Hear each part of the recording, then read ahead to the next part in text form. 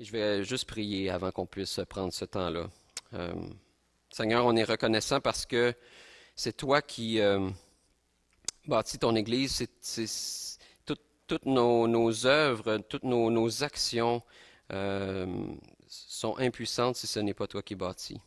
Et Seigneur, on est reconnaissant parce que il y a quelque chose de libérateur dans ça. C'est que ça ne dépend pas de nous, mais ça dépend de toi.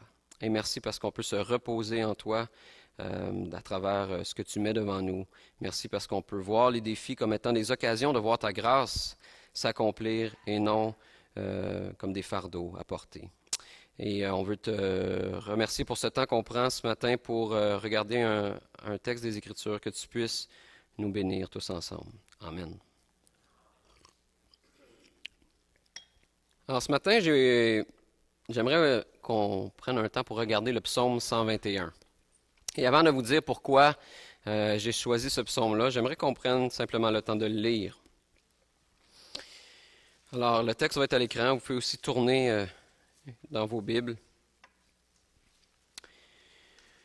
Le psaume 121. Je lève les yeux vers les montagnes. D'où me viendra le secours? Le secours me vient de l'Éternel, qui a fait les cieux et la terre. Il ne permettra point que ton pied chancelle. Celui qui te garde ne sommeillera point. Voici, il ne sommeille ni ne dort, celui qui garde Israël. L'Éternel est celui qui te garde. L'Éternel est ton ombre à ta main droite. Pendant le jour, le soleil ne te frappera point, ni la lune pendant la nuit. L'Éternel te gardera de tout mal. Il gardera ton âme. L'Éternel gardera ton départ et ton arrivée, dès maintenant et à jamais. Pourquoi j'ai choisi ce psaume? Eh bien, la première raison, c'est pour une des raisons purement égoïstes. Le psaume 121, c'est un psaume particulier pour notre famille. C'est un psaume que mes parents chérissaient beaucoup. Et lorsque j'ai quitté la maison pour aller étudier à l'extérieur à l'âge de 17 ans, c'est ce psaume-là qu'ils m'ont offert pour m'encourager dans cette période de transition, d'un peu de déracinement. Et ils m'ont offert ce psaume-là. Et ce psaume-là, j'ai commencé à partir de ce temps-là à le méditer, à le chérir et en faire mon psaume. Et lorsqu'on s'est mariés, moi et Nancy, on a fait de ce psaume, on a continué à le chérir ensemble, on a fait de ce psaume notre psaume aussi, le psaume de notre famille. Et lorsque nos filles vont être à l'âge de quitter le foyer familial, mais on espère être capable de leur transmettre ce psaume-là pour qu'eux puissent apprendre à le chérir également. Une autre raison pour enseigner sur le psaume 121, c'est que c'est un psaume que j'appelle un psaume passe-partout. Pourquoi? Parce que c'est un psaume qui s'applique à toutes les circonstances de nos vies. La naissance d'un enfant. Lorsqu'un enfant naît, qu'est-ce qu'on peut souhaiter aux gens? L'Éternel gardera ton départ et ton arrivée, dès maintenant et à jamais. Lorsque nos enfants quittent la maison, l'Éternel gardera ton départ et ton arrivée, dès maintenant et à jamais. Lors d'un mariage, l'Éternel gardera ton départ et ton arrivée, dès maintenant et à jamais. Lorsqu'on cherche un emploi, lorsqu'on vit une maladie, lorsque quelqu'un décède, l'Éternel gardera ton départ et ton arrivée, dès maintenant et à jamais. Et pourquoi le psaume 121 est un psaume passe-partout? Parce que c'est un psaume qui parle à la fois de deuil et d'espérance, qui parle à la fois de la fin d'une chose et du commencement d'une autre. Et si on y réfléchit bien, notre vie, c'est comme une longue chaîne, où chaque maille représente un début et la fin de quelque chose. Chaque fin de maille est attachée à une autre maille, qui est le début d'une autre chose. Et chacune de ces transitions-là nous amène à vivre un deuil et aussi le commencement d'une nouvelle étape. Notre vie est donc remplie de transitions, de deuil, de nouveaux commencements. Et le psaume 121 s'adresse à tous ces moments de transition-là, tous ces moments particuliers. Vous le savez, notre année 2015, ça a été une année de transition. Eh bien, ce psaume s'applique dans nos vies d'une manière concrète encore. Alors, on pourrait qualifier le psaume 121 de psaume de transition, pas juste parce qu'il s'applique à toutes les circonstances de nos vies, mais aussi parce qu'il fait partie d'une série de 15 psaumes, les psaumes 120 à 134, qu'on appelle les psaumes des montées ou des degrés, dépendamment de votre version. Et pourquoi on appelle ça le psaume des montées ou des degrés? Bien, c'est parce que c'était vraisemblablement des psaumes que les Israélites chantait ou récitait quand il montait à Jérusalem pour célébrer les fêtes ou adorer au temple. Et on lit dans le livre de l'Exode que les Israélites montaient 3 fois par année au temple pour adorer. Une fois à la Pâque au printemps, une fois à la fête de la Pentecôte au début de l'été, et une dernière fois à la fête des Tabernacles à l'automne. Donc 3 fois par année, il faisait un pèlerinage pour se rendre jusqu'à Jérusalem. Et vraisemblablement, ces psaumes-là étaient des psaumes qu'ils récitaient dans leur marche vers Jérusalem. Alors, ils quittaient leur vie quotidienne, leur maison, leur travail, pour se rendre à Jérusalem. Et dans l'entre-deux, dans cette période de transition-là, entre le départ de la maison et l'arrivée à Jérusalem, entre le connu et l'inconnu, dans cette période où il y a à la fois il y a de l'incertitude et de l'excitation, eh bien, il récitait ces 15 chants. Le psaume 121, c'est donc un psaume qui nous encourage, nous réconforte, qui a une orientation, qui nous oriente dans nos périodes d'entre-deux. C'est un psaume de consolation dans nos moments de deuil et c'est un psaume d'encouragement face à l'inconnu d'un nouveau départ. Alors, on va regarder un peu plus profondément, maintenant que j'ai expliqué pourquoi j'ai choisi ce psaume-là. Qu'est-ce qu'il nous dit? Qu'est-ce que le psaume nous dit? Alors, le psaume débute avec une question. Au verset 1, on lit « Je lève les yeux vers les montagnes, d'où me viendra le secours? » L'auteur des psaumes recherche quoi? Il recherche la sécurité. D'où me viendra le secours? Et il est dans une période d'insécurité, d'incertitude.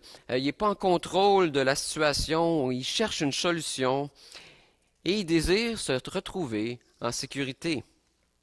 Peut-être qu'il était réellement dans une période en danger ou qu'il partage simplement un sentiment d'insécurité dans une période d'entre-deux, comme on vient de dire.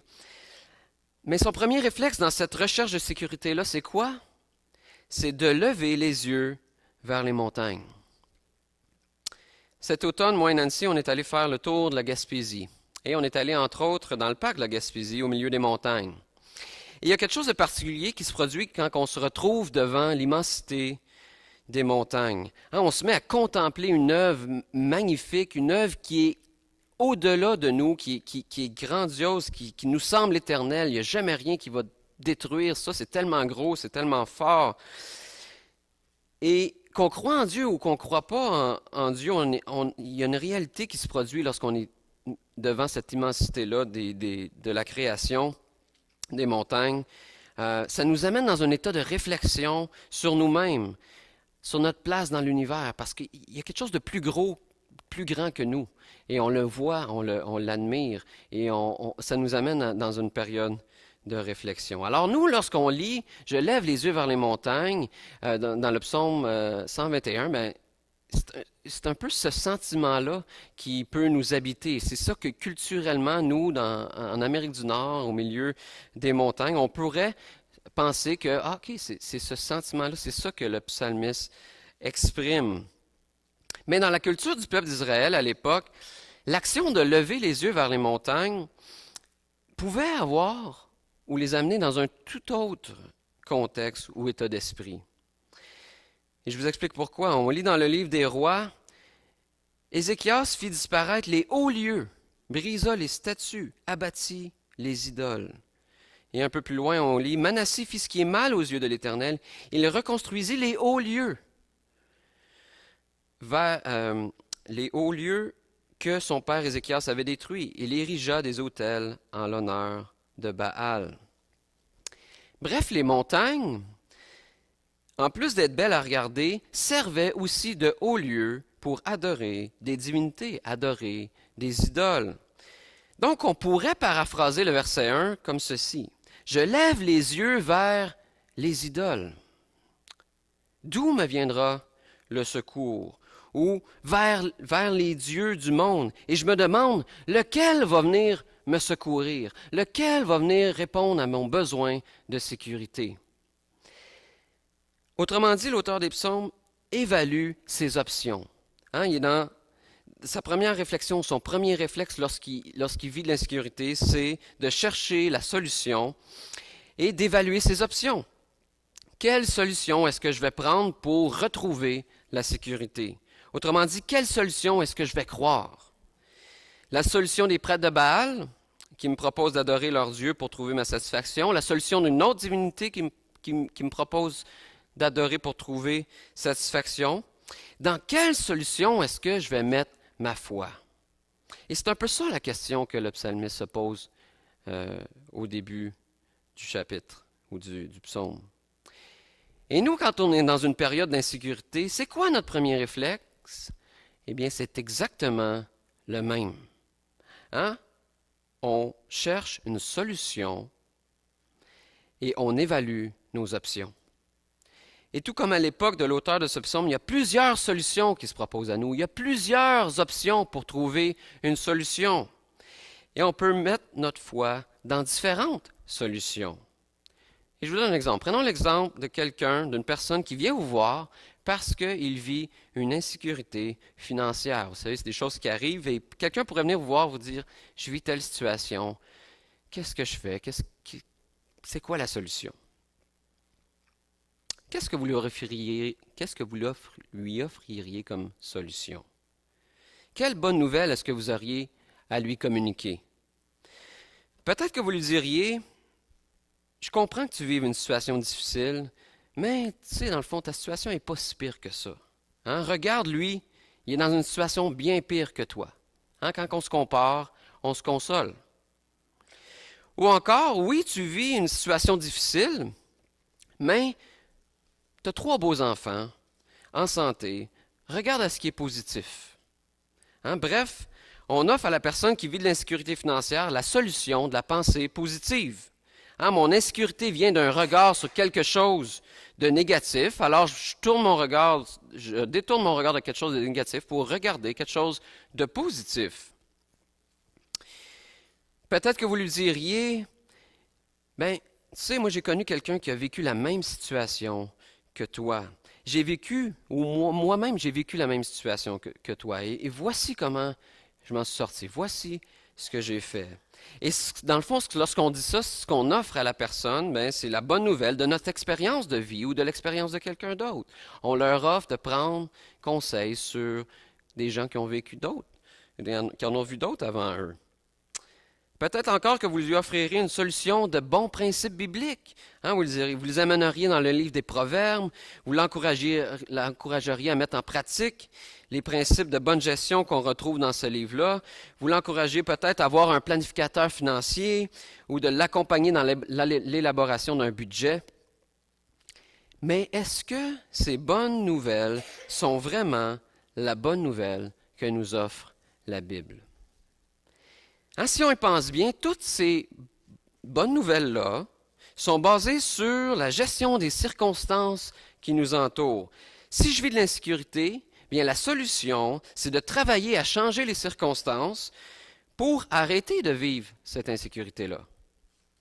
Et je crois qu'il y a une certaine sagesse dans ces solutions-là qu'on vient de voir. Hein. Dieu, dans sa bonté, nous donne des bons principes qu'on peut prendre et mettre en pratique pour prendre des décisions sages. Dieu, dans sa bonté, nous donne des gens autour de nous qui ont de l'expérience, qui en ont vu d'autres, puis on peut prendre conseil de ces gens-là et voir comment c'est des richesses ce que les gens ont vécu avant nous.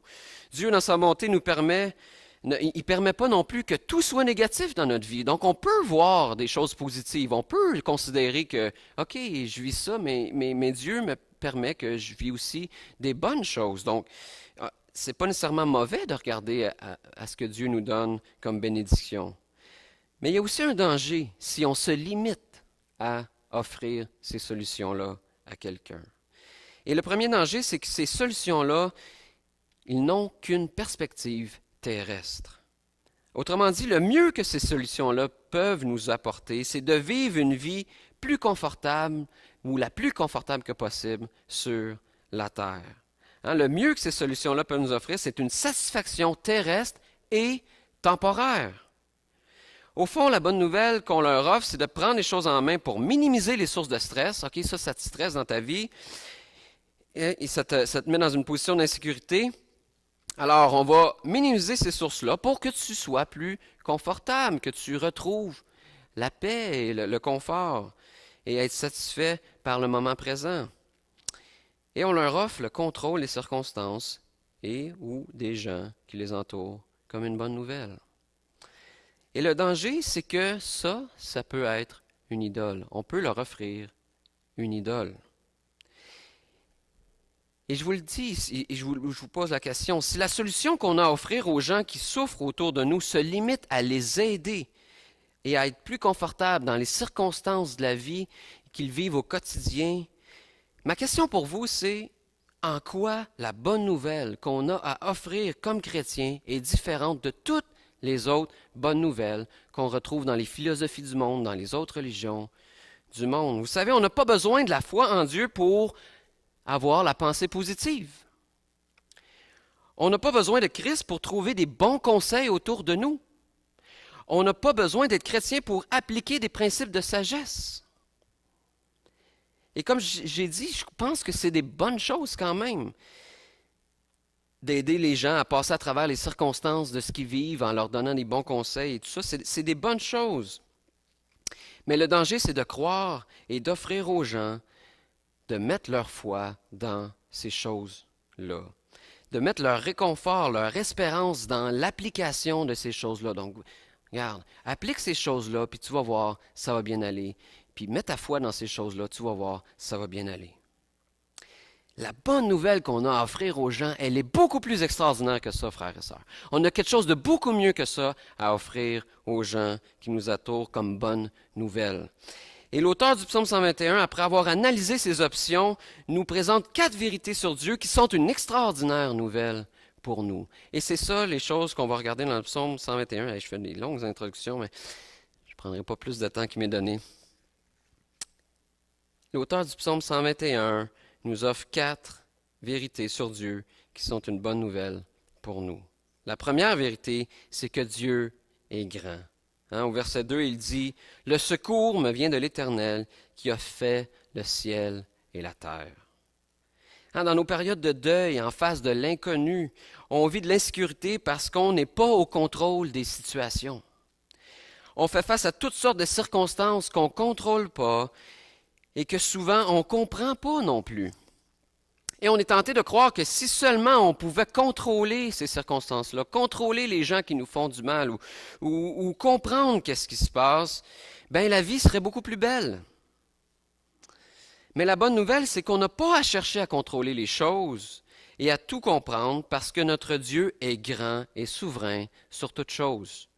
Il a fait le ciel et la terre. Tout lui appartient. Peut-être que je ne comprends pas ce qui m'arrive ou ce qui m'attend, mais je sais que Dieu, lui, le comprend et c'est tout ce qui m'attend d'une façon pleine et entière. Plus encore, il est en parfait contrôle de toute sa création. Donc même quand je suis confus, mon secours me vient de l'Éternel, parce que mon espérance ne dépend pas de mes capacités à trouver la solution et à comprendre dans tous les détails ce qui est en train de se passer. Notre secours dépend de qui Dieu est, et il est grand et souverain sur toutes choses. Notre secours dépend de qui Dieu est, et il est grand et souverain sur toutes choses. La deuxième vérité, c'est que Dieu est bon. Au verset 3 et 4, on lit « Il ne permettra point que ton pied chancelle, celui qui te garde ne sommeillera point. Voici, il ne sommeille ni ne dort, celui qui garde Israël. » Vous savez, Dieu n'a pas des besoins comme nous, on a. Il n'a pas besoin de dormir, de manger, de boire comme nous, on a.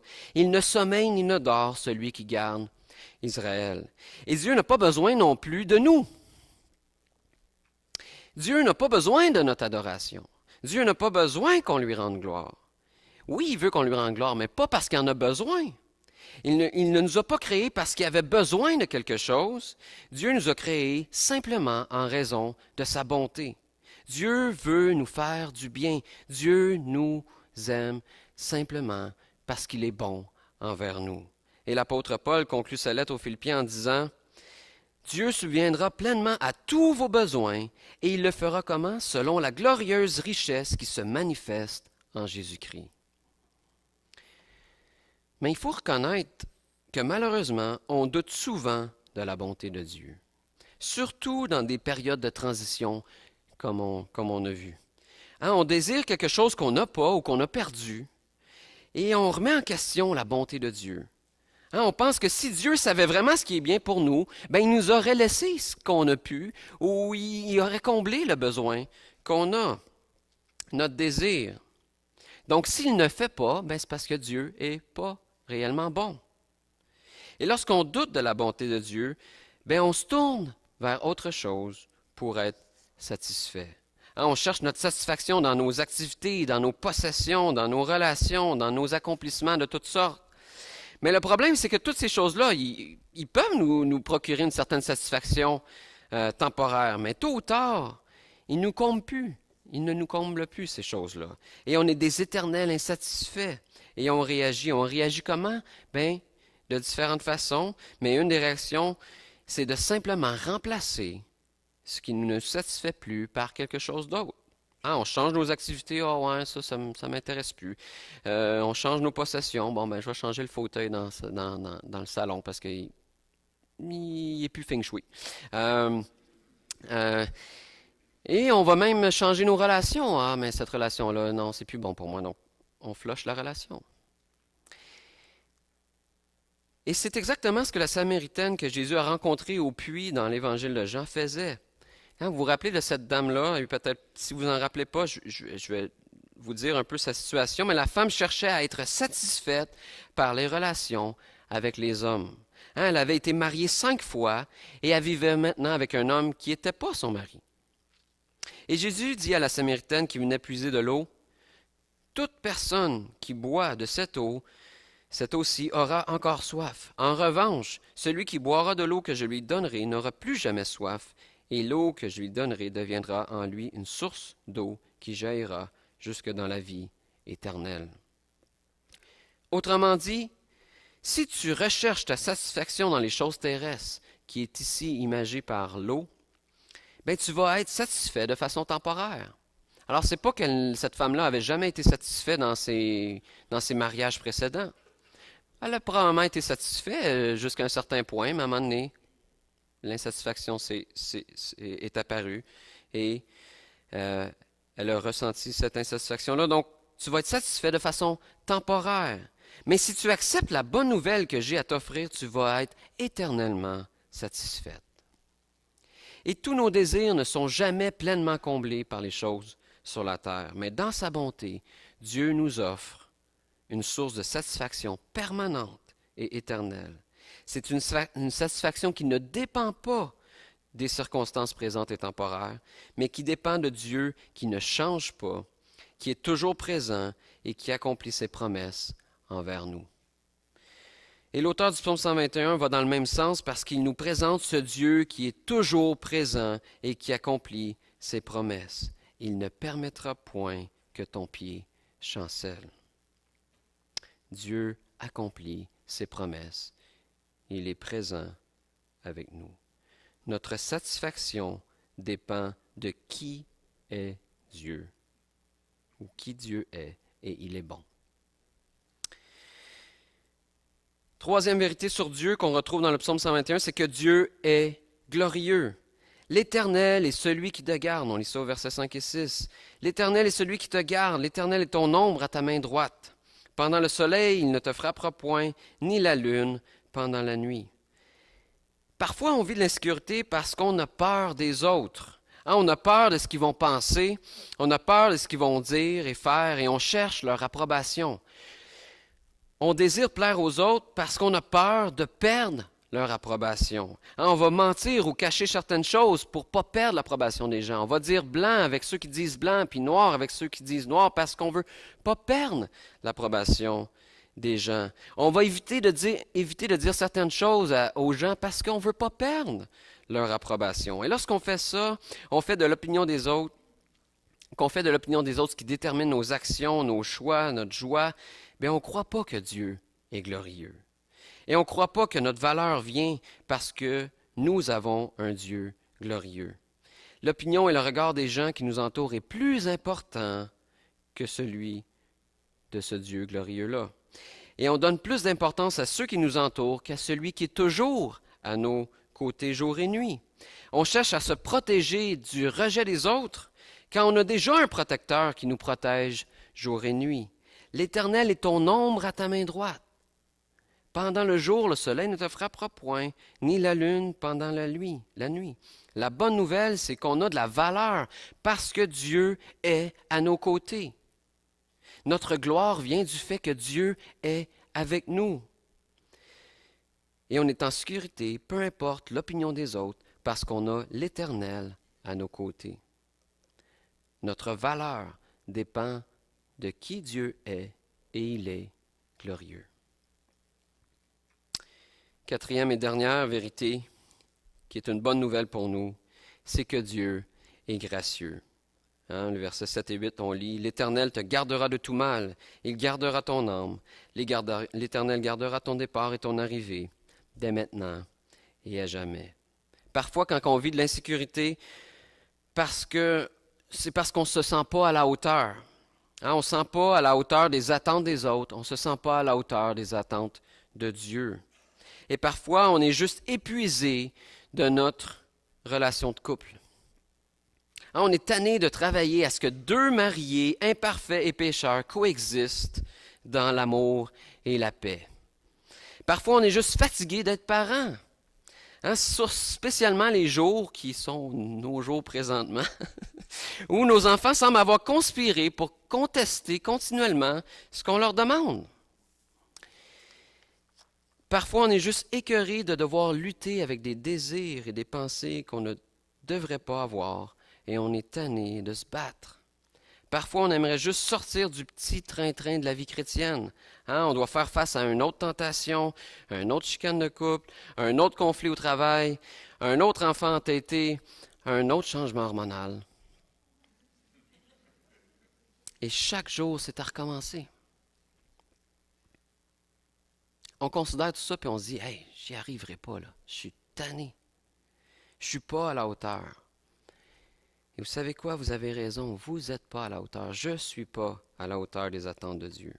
Mais la bonne nouvelle, c'est que je ne suis pas seul dans la bataille. La victoire et le succès ne dépendent pas de moi, mais de l'engagement de celui qui m'accompagne tout au long de ce voyage. L'Éternel gardera ton départ et ton arrivée, dès maintenant et à jamais. Notre persévérance dépend de l'engagement de Dieu envers nous, et son engagement est extraordinaire. Dieu s'est offert en sacrifice pour nous donner la victoire. Jésus, en mourant sur la croix et en ressuscitant les morts, a vécu les conséquences du péché à notre place. Dieu a accompli ce qu'on ne pouvait pas faire et il a vécu la vie qu'on ne sera jamais capable de vivre et qui fait qu'on mérite la mort, mais lui, il l'a vécu à notre place. Dieu s'est engagé d'une manière tout entière pour notre succès. Pour utiliser un terme de poker, Dieu est all-in pour notre succès, pour nous. Et lorsqu'on cherche le succès dans notre capacité à atteindre les standards de Dieu, dans nos accomplissements, eh bien, on diminue l'œuvre de Jésus à la croix et on doute de la grâce de Dieu et on sent le besoin de se prouver. On sent le besoin de vouloir être différent, de vouloir être moins pécheur qu'on l'est et de vouloir atteindre les standards de Dieu, comme on voyait ce matin dans la classe. Mais vous savez quoi? Vous avez le droit de ne pas être à la hauteur. Parce que Jésus l'a été pour vous. Pas dans le sens qu'on peut faire tout ce qu'on veut sans considérer la volonté de Dieu, mais dans le sens que notre identité et le succès de notre marche avec Dieu est garanti par l'œuvre de Jésus à la croix. Notre succès est garanti par l'œuvre de Jésus à la croix. Dieu est celui qui garde ton départ et ton arrivée dès maintenant et à jamais. Notre succès dépend de qui est Dieu et il est gracieux. J'ai déjà dépassé mon temps. Dieu, dans nos périodes de deuil, de nouveaux départs, vous savez quoi? Prenez les bons conseils des gens autour de vous. Appliquez les bons principes bibliques.